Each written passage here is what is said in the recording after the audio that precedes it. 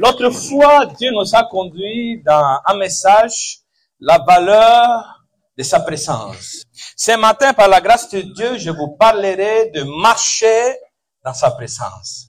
Et beaucoup de fois pendant le culte, y compris par le pasteur et les autres, cette expression marcher avec Dieu, marcher devant Dieu a été répétée. Je remercie le Seigneur parce que nous sommes un. Différents membres, mais un seul esprit. Alléluia. Alors, nous lisons ensemble le passage biblique, comme nous le retrouvons en Genèse chapitre 17. Genèse 17, à partir du verset 1 jusqu'au verset 10. Genèse 17. Alléluia. Est-ce que vous allez prier pour moi pendant que je prêche? Est-ce que vous allez dire au Amen? Celui qui accumule 10, on va les donner un livre gratuit après. Alléluia. Nul. Alléluia. Lisons la parole de Dieu.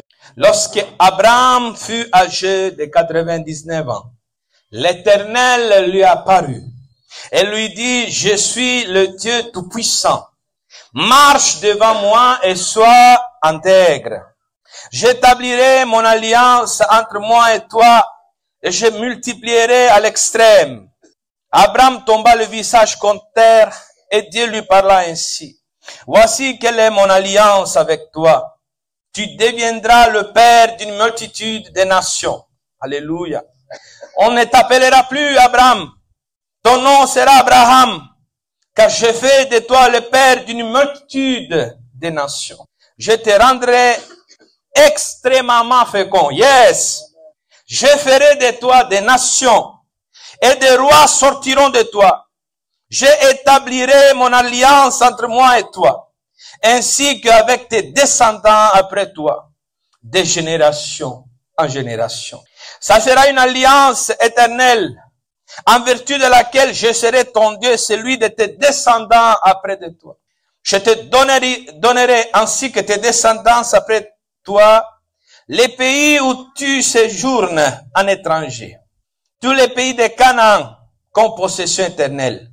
Et je serai leur Dieu. Dieu dit à Abraham, toi, tu respecteras mon alliance, toi et tes descendants après toi, de génération en génération.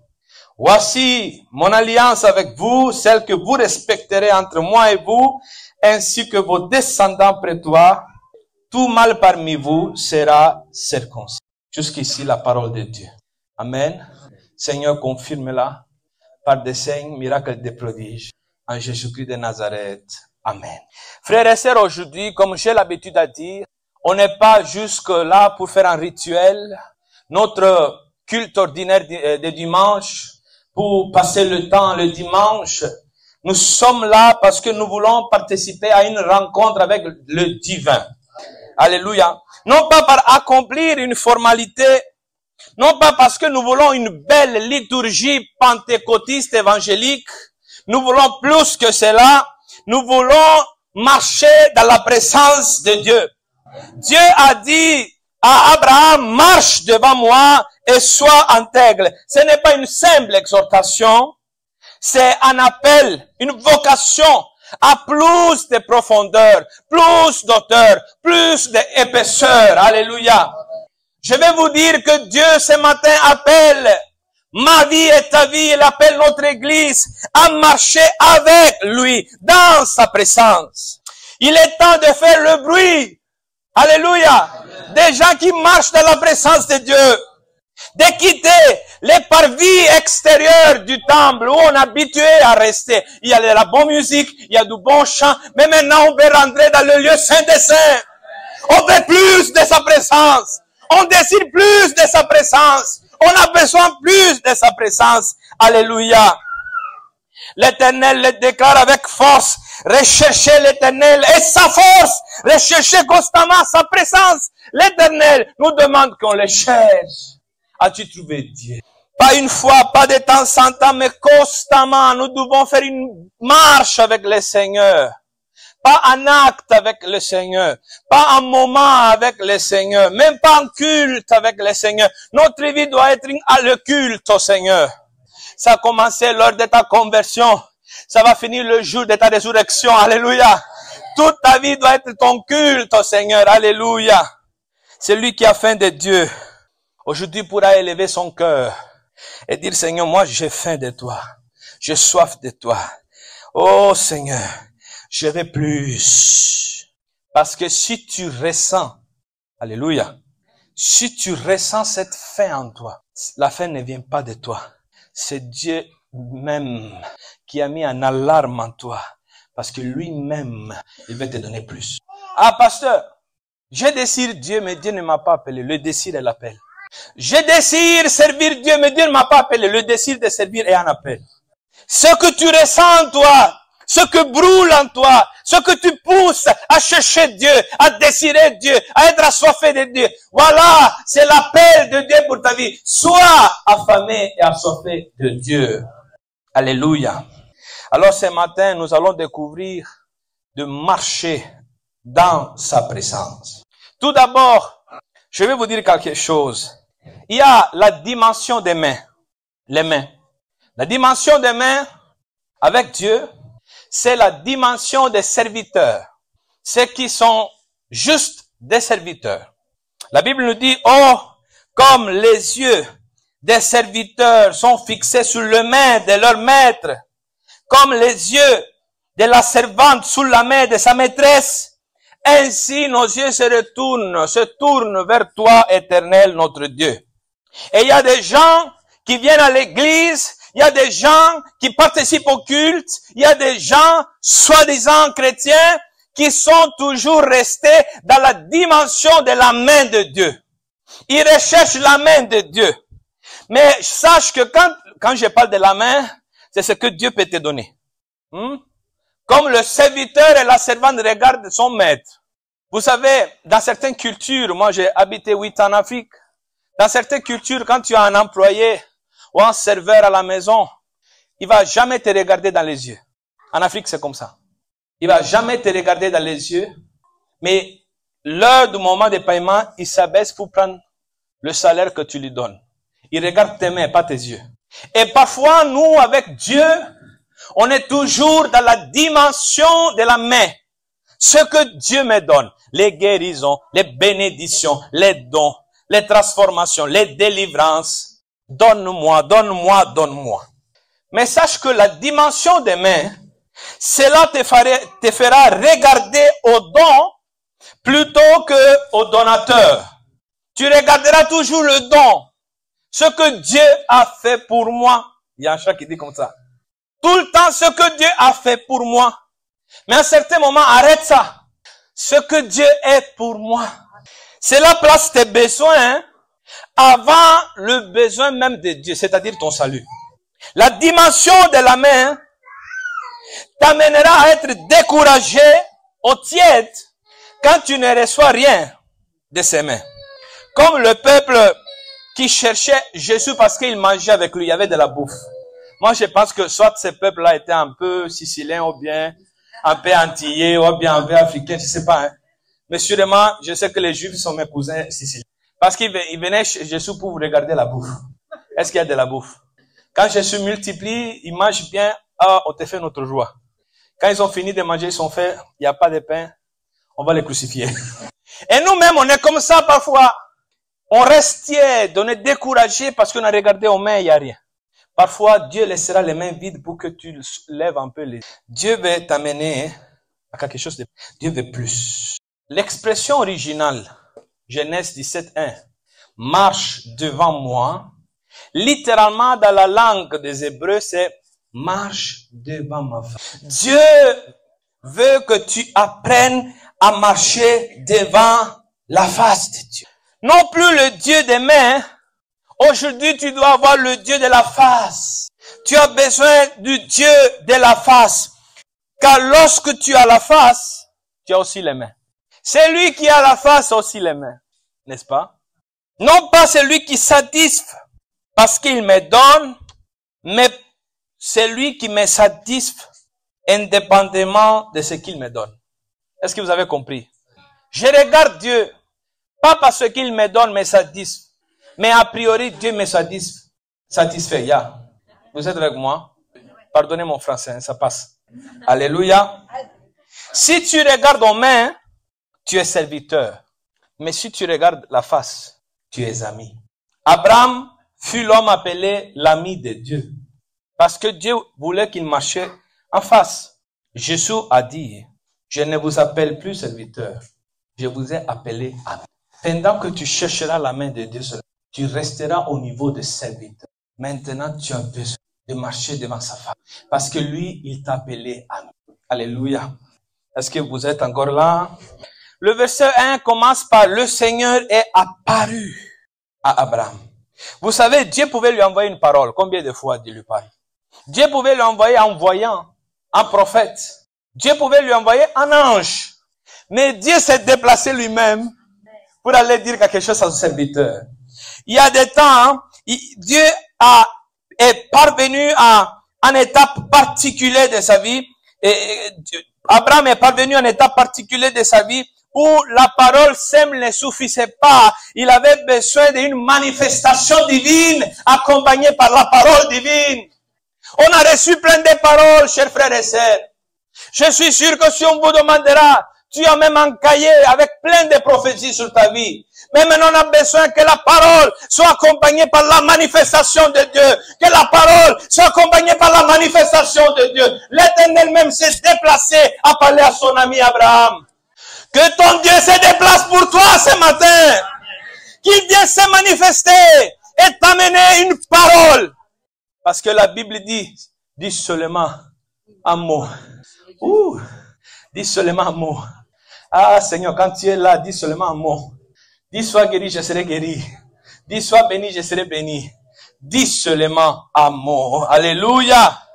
Vous savez, certains étudiants ont dit que cela c'est une théophanie, une apparition divine où Dieu s'est rendu présent, tangible, intime. Dieu a rencontré réellement son ami Abraham. Vous savez, chaque apparition divine vient avec une direction divine. L'homme de Dieu tout à l'heure a raconté qu'il a entendu une voix et il a donné sa destinée. Aujourd'hui, à son âge, il est en train de voyager le monde. Que ce matin, il y a une rencontre divine, accompagnée par une direction divine. Que ta destinée soit dévoilée ce matin. Que ta destinée soit dévoilée ce matin. Que ta destinée soit dévoilée ce matin au nom de Jésus. Alléluia. Et vous savez, ce que Abraham a vécu en image, cette théophanie, cette apparition, nous l'avons vécu pleinement en Christ. Abraham, la parole est arrivée avec manifestation. À nous, la parole est arrivée avec incarnation. Car la parole est devenue chair. Yes. Nous avons plus qu'Abraham. Nous avons plus qu'Abraham. Dieu ne s'est pas contenté de venir une fois et apparaître. Dieu même s'est fait chair pour habiter au milieu de nous, pour devenir semblable aux hommes, pour vivre comme un homme. Dieu a dépassé le niveau d'apparition. Il s'est incarné. Il est devenu chair. Alléluia. En Jésus, Dieu n'est pas seulement apparu. Il a marché parmi nous.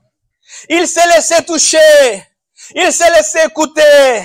Il s'est laissé crucifier. Et il est enfin ressuscité. La théophanie est devenue incarnation. Et encore aujourd'hui, lorsque Christ se révèle, le cœur de l'homme doit lever un autel comme Abraham l'a fait. Non pas par la pierre, mais par la consécration. Quand est-ce que l'apparition a eu lieu dans la vie d'Abraham? La Bible dit, Abraham avait 99 ans. Vous savez, moi, j'aime les numéros pairs. Mais beaucoup de choses dans ma vie sont arrivées dans les années qui n'étaient pas paires. Vous voyez, certaines choses, moi, je disais, Seigneur, fais-les arriver, voilà. Maintenant, c'est 30 ans. Fais arriver ça comme ça. Ça colle bien. Mais Dieu dit, non, j'aime pas ça. Numéro qui n'est pas pair. Dieu a parlé à Abraham. Regardez, si c'était nous, on attendait que lui, il allait accomplir 100 ans. Vous êtes comme moi. Mais Dieu est apparu à Abraham à 99 ans. Pas la plénitude, hein, jusqu'avant. Et écoutez, à 99 ans, Dieu a dit à Abraham, il faut que tu sois circoncis. Je sais que beaucoup culturellement viennent de certaines cultures où la circoncision est normale. Et ça fait mal. Hello? Sois circoncis à 99 ans. C'est humiliant aussi, hein? Lui, il était patron, chef. Il était roi. Il avait beaucoup d'employés. Il avait beaucoup des hommes sous lui. Et je ne sais pas à qui il a parlé. Peut-être à Eliezer. Bien. Dieu m'a demandé une chose. Quoi? On va dans la tente, je vais te dire. Acclame le Seigneur. C'est humiliant. C'était la preuve la plus humiliante pour un homme qui était un prince, un roi, puissant. Est-ce que quelqu'un m'écoute?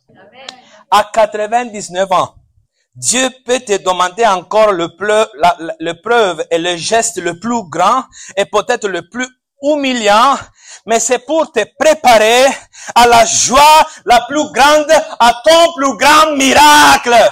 Parce qu'à l'âge de 100 années, Abraham a eu son Isaac. Frères, les plus âgés, ne soyez pas découragés. Peut-être la plus grande preuve est arrivée, mais sache que le miracle plus grand peut encore arriver. Oh, peut-être que ta vie encore avec Christ va démarrer maintenant. Ton service avec Christ va démarrer maintenant. Les miracles avec Christ, tu vas les réaliser maintenant. Qui t'a dit qu'il faut un jeune de 30 ans pour avoir un grand ministère? Tu peux avoir un grand ministère même maintenant.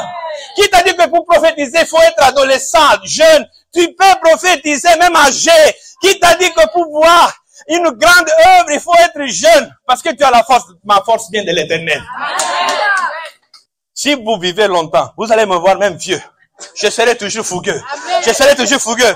Je serai toujours fougueux. Parce que Dieu a dit que jusqu'à la vieillesse, je vous porterai et je vous ferai porter du fruit. Du fruit. Je déclare quelque chose pour ta vie. Je déclare que tu n'as pas vu encore ton meilleur jour. Si tu le crois, tu acclames très fort le Seigneur. Tu n'as pas vu encore ton meilleur jour. Tu n'as pas vu encore ton meilleur jour. Yes! Tu n'as pas vu encore ton meilleur jour. Alléluia! Ton jour meilleur est devant toi. Pasteur Michel, ton jour meilleur est devant toi. À tous les autres, votre jour meilleur est devant vous. Votre jour meilleur est devant toi. Quand Dieu m'a appelé à 75 ans, j'étais seul et sans enfant. Il m'a fait attendre jusqu'à l'âge de 99 ans pour me dire qu'il va me bénir. Il m'a pas précisé la date.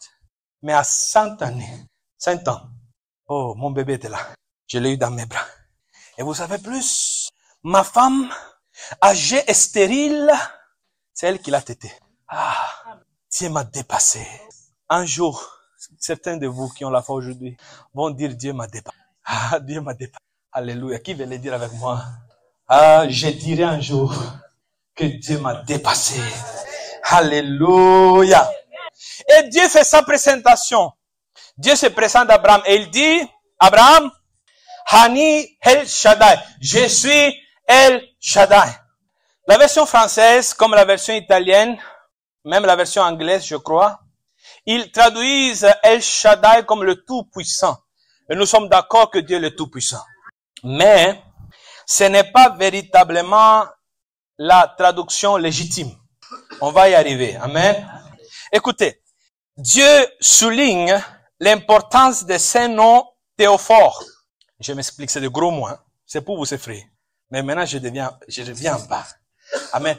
Quand Dieu donne un nom dans une saison, dans un épisode, dans un événement, ce nom porte à lui-même un attribut. C'est pour te révéler un attribut de Dieu.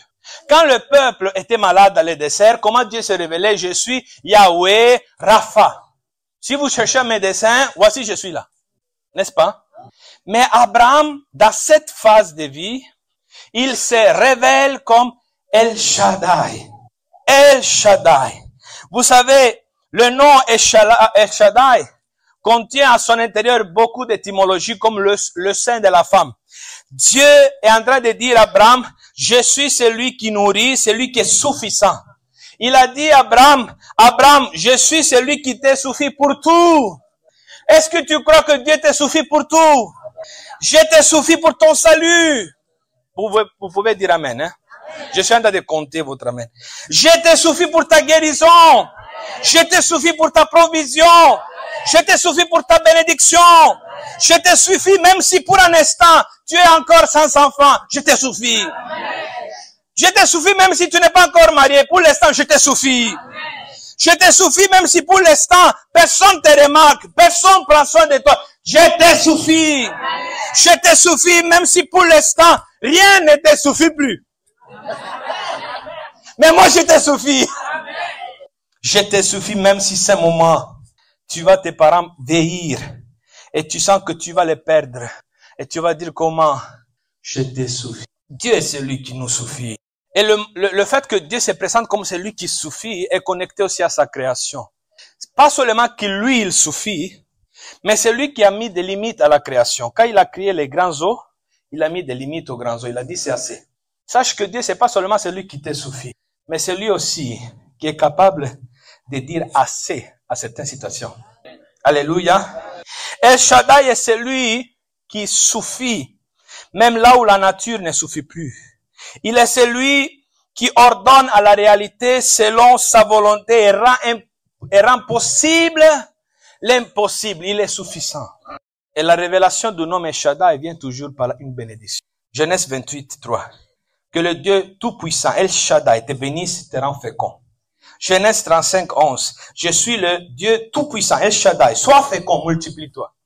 Moi, je pense qu'en voyant cette église, nous avons besoin de la révélation de El Shaddai. Fécondité et multiplication. Parce que c'est ça qu'on est en train de demander à Dieu depuis. On veut la fécondité, on veut la multiplication. Alléluia. Mais vous savez, El Shaddai, c'est l'ombre de ce que Christ va devenir. Parce que l'apôtre Paul a prié 3 fois. Et Jésus lui a répondu, ma grâce, voilà le El Shaddai. Ma grâce te suffit. Jésus est plus que suffisant. Jésus te comble.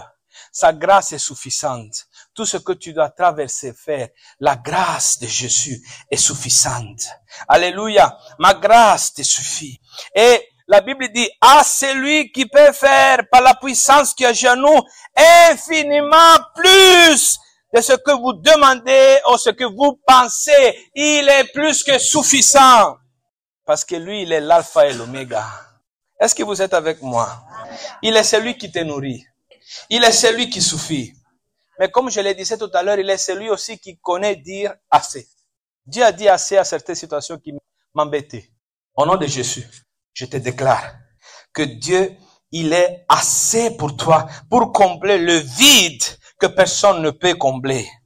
Il est assez pour guérir les blessures que même les temps n'arrivent pas à soigner. Il est assez pour restaurer ta vie. Il est assez pour désaltérer ta soif de vérité. Il est assez pour allumer le feu. Il est assez pour te défendre. Il est assez pour t'aimer quand même toi-même ne t'aimes pas. Il est assez pour te rappeler ta valeur. Il est assez pour te faire tenir debout malgré les situations. Il est assez pour accomplir les promesses. Il est assez pour te suffire.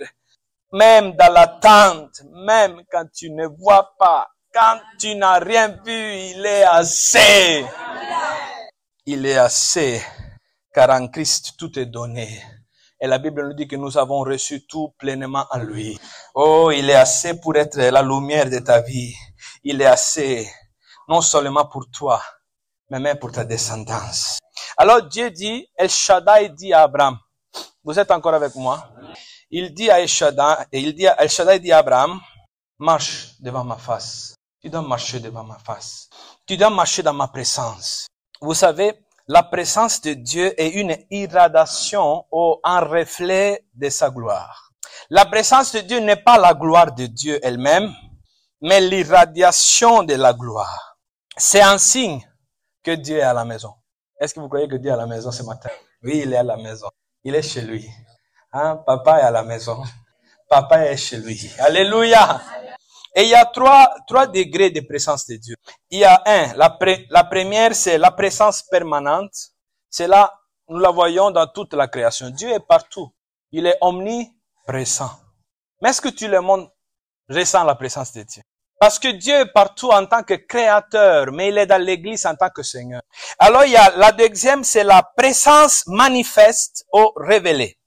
C'est la présence c'est une présence tangible, au fait, qui s'active par la prière, le jeûne, la louange, l'adoration, la lecture de la Bible, la pratique d'autres exercices spirituels. Quand on fait toutes ces choses, nous sentons la présence. On dit, ah, j'ai prié, j'ai senti la présence de Dieu. Voilà, il était là, mais simplement Dieu s'est manifesté. Clair? Mais il y a quelque chose de plus, le troisième niveau. La présence transforme. C'est ça que je veux. Celle qui, lorsqu'elle agit, nous transforme en sa présence. C'est fort, hein? Écoutez bien ça. C'est fort. Faut pas rester là. La présence transformante de Dieu te transforme en la présence de Dieu. C'est pas clair. Mais je vais citer un verset biblique. Nous contemplons le Seigneur de gloire en gloire. Nous sommes transformés dans l'image du Seigneur. Il y a une présence qui te transforme et tu commences à devenir comme Jésus. Vous savez comment est le premier signe que tu vois ça? Pas parce que la barbe va... On ne sait pas si Jésus avait la barbe. Parce qu'imaginez-vous maintenant si les mamans vont rassembler à Jésus avec la barbe. Mais tu sais comment tu commences à sentir que tu deviens comme Jésus? Il y a un signe particulier. Love. Oui, les visions viennent. Les charismes viennent. Les miracles vont se produire. Quand tu vois que ton ennemi, tu l'aimes, là tu ressembles à Jésus. Alléluia. Gloire à Dieu.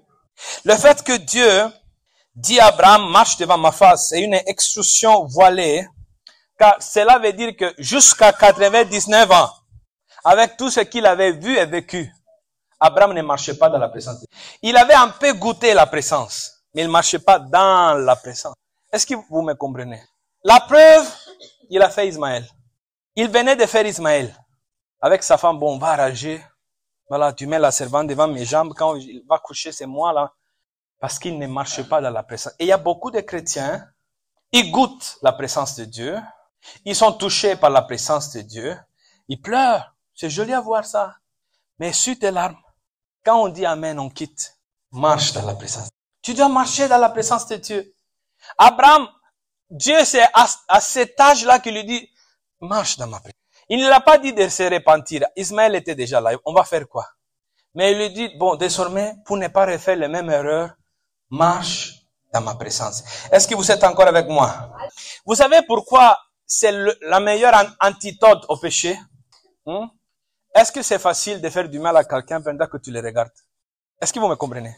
Le meilleur antidote au péché, frère, c'est pas parce que, bon, désormais je vais mettre que des louanges à la maison, désormais je vais regarder que des films chrétiens, je vais pas pécher, tu vas pécher. Mais si tu marches dans la présence de Dieu, quand tu as Dieu en face, est-ce que c'est facile de lui faire du mal? Voyez même comment les enfants se cachent pour aller faire leurs bêtises. Parce que c'est difficile de faire devant la face du papa. Marche dans la présence. Alléluia. Est-ce que vous êtes encore là? Et nous avons réalisé cette présence de Dieu, cette réalité de la présence de Dieu avec la nouvelle naissance. Vous savez, Adam avait été créé pour marcher dans la présence de Dieu. Chaque soir, c'est vrai ou c'est pas vrai? Chaque soir, Dieu descendait et il marchait ensemble dans les jardins. Les gars ont gâté beaucoup de choses. Alléluia. Adam était capable de vivre deux réalités. La terrestre, parce que son nom veut dire terrestre, et la céleste, parce qu'il était connecté avec la présence de Dieu. Mais qu'est-ce qui se passe? Quand il a chuté par le péché, le péché te ôte de la présence de Dieu. Et Adam a perdu l'essence spirituelle. Tout ce qu'il maintenant connaissait, c'était manger, boire, se reproduire, dormir, se reposer. Tout ce qu'il sentait, c'est ça. Et les hommes qui naissent avec la descendance d'Adam naissent seulement avec ses sens physiques. Mais il y a un qui a rétabli toutes choses. Christ. Le nouveau Adam. Regardez, pendant que lui, il était sous la terre, écoutez-moi bien, hein, pendant qu'il était sous la terre, il a dit, personne ne montait au ciel, si ce n'est pas celui qui est descendu du ciel, le Fils de l'homme, c'est-à-dire lui, qui est dans les ciels. Il est dans les ciels quand? Maintenant. Il était où? Sous la terre. Lui, il a vécu ça de manière parfaite. Il était sous la terre, mais il était dans les lieux célestes, au sein du Père. Il était là, il était là aussi. Voilà pourquoi elle était parfaitement connectée avec Dieu. Ciel et terre sont parfaitement connectés en Christ. Maintenant, nous, quand nous naissons de nouveau, nos sens spirituels sont réactivés. Nos facultés spirituelles sont réactivées. Et la Bible nous dit quelque chose de beau. Que pendant que tu es au supermarché en train de faire tes courses, tu es également assis dans le lieu céleste en Jésus-Christ de Nazareth. Acclamons le Seigneur. Comme Christ. Nous sommes là aussi. Alléluia. Mais tu dois pratiquer la présence de Dieu. Comment on pratique la présence de Dieu? Par la plénitude du Saint-Esprit. Tu dois être rempli du Saint-Esprit. Sois baptisé du Saint-Esprit. Quand on est baptisé du Saint-Esprit, le Saint-Esprit est Dieu. Vous croyez ça? Dieu t'est rempli. Tu es imprégné. Tu es immergé chez Dieu. Seigneur, nous avons besoin du baptême du Saint-Esprit. Et quand on est baptisé du Saint-Esprit, nous avons besoin de renouveler cette plénitude du Saint-Esprit. Alléluia. Voilà la bénédiction est donnée par Paul à l'Église. 2 Corinthiens 13. Que la grâce du Seigneur Jésus-Christ, l'amour de Dieu et la communion du Saint-Esprit soient avec vous tous. Vous savez, ça veut dire quoi? Communion, koinonia. Littéralement, ça vient d'un mot que veut dire manger dans la même tasse. Si vous avez voyagé en Afrique, vous avez fait ça. Manger dans la même tasse. Mon frère, ma sœur, Dieu veut t'amener à un niveau où tu manges avec la même tasse du Saint. Vous mangez à la même tasse. Toi et les autres, vous mangez à la même tasse. Vous avez de la communion. Vous avez du partage. Vous avez de l'amitié. Vous êtes proches. Alléluia.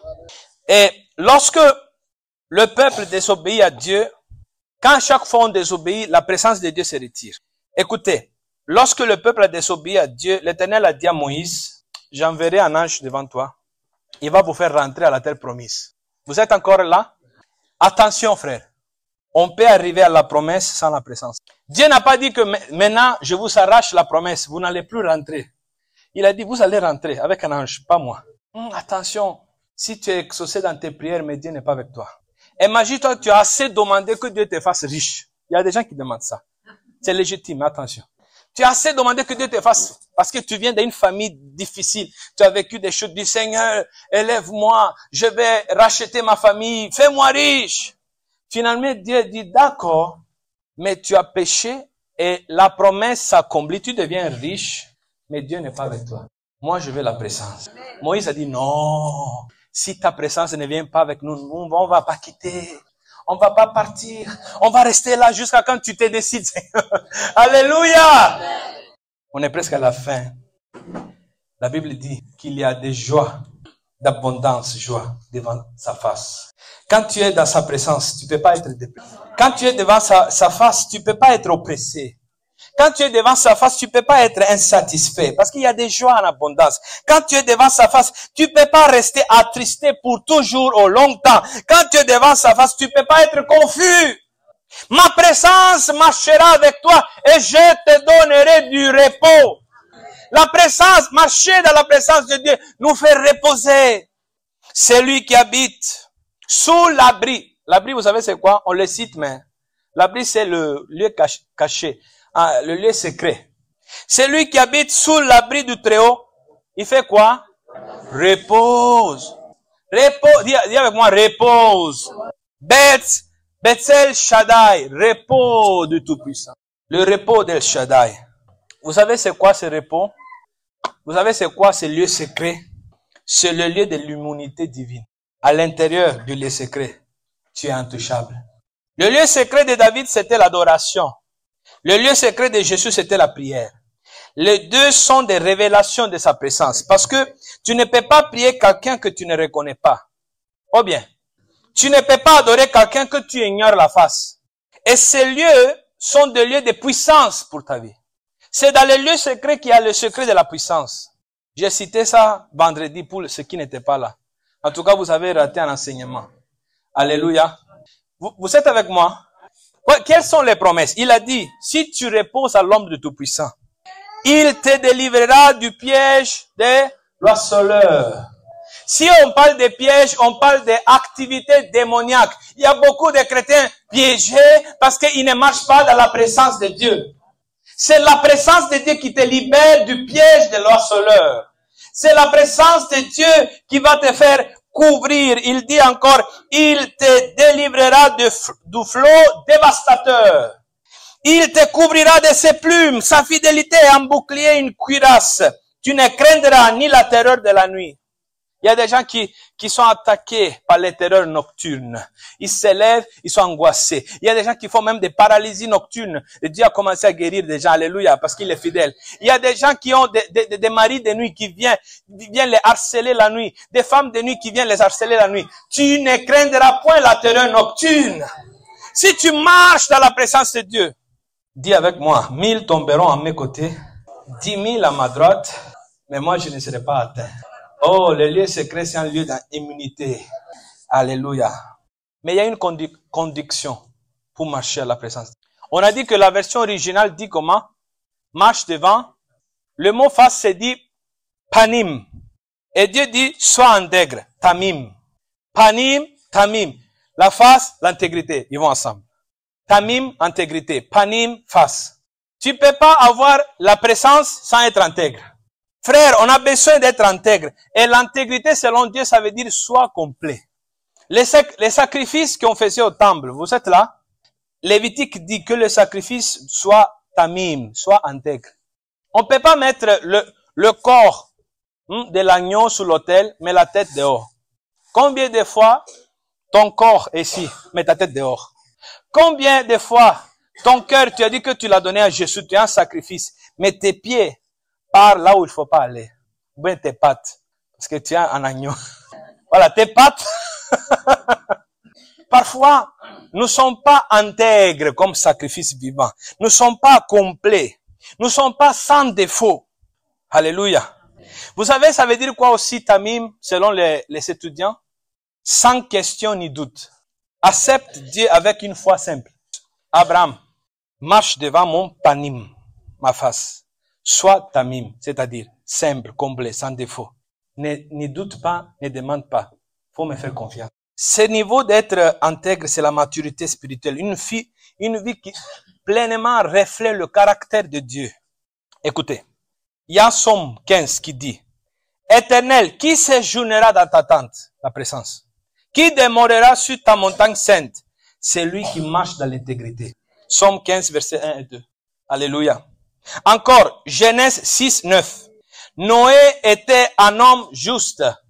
Il était intègre parmi ses contemporains. Il marchait avec Dieu. Face, intégrité, ensemble. Il faut que nous menons une conduite irréprochable. Dans le Nouveau Testament, il a dit, en lui, Dieu nous a choisis avant la création du monde pour que nous soyons saints et irréprochables devant lui. Mon frère, ma sœur, sois intègre. Intègre moralement. Intègre financièrement, intègre sexuellement, intègre doctrinalement, intègre spirituellement, intègre. Et alors, là vraiment j'ai fini. Quelles sont les bénédictions de celui qui marche devant sa face? 1. Dieu a dit, j'établirai mon alliance avec toi. Je sais que nous tous, nous sommes dans l'alliance de Jésus, on vient de le célébrer. Mais as-tu ton alliance personnelle avec Dieu, sur laquelle tu peux compter? Vous savez, Dieu m'a donné une alliance, là-bas en Afrique. Donc chaque fois, ça chauffait un peu, c'était difficile, j'ai prié. Ma manière de prier, c'est Dieu de mon alliance. Il me répond. Parce que là, je le touche, sa fierté. Hello. Ces derniers jours, Dieu m'a dit, Samuel, oui papa, il faut que tu aies une nouvelle alliance pour la France. J'ai dit d'accord.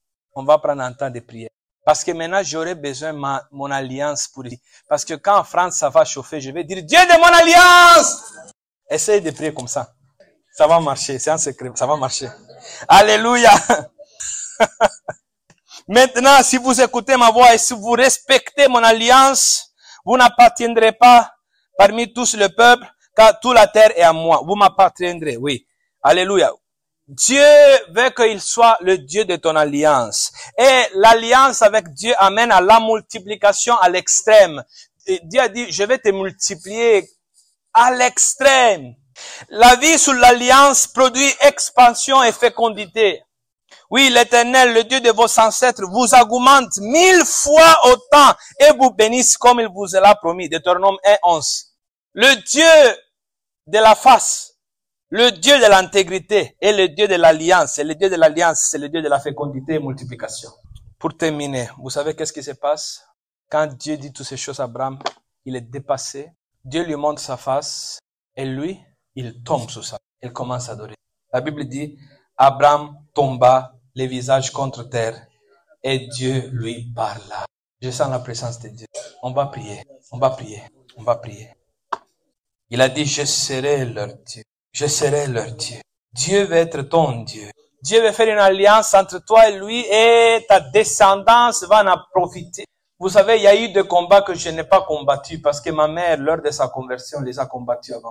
Ta descendance va pas faire face aux mêmes choses que tu as fait face.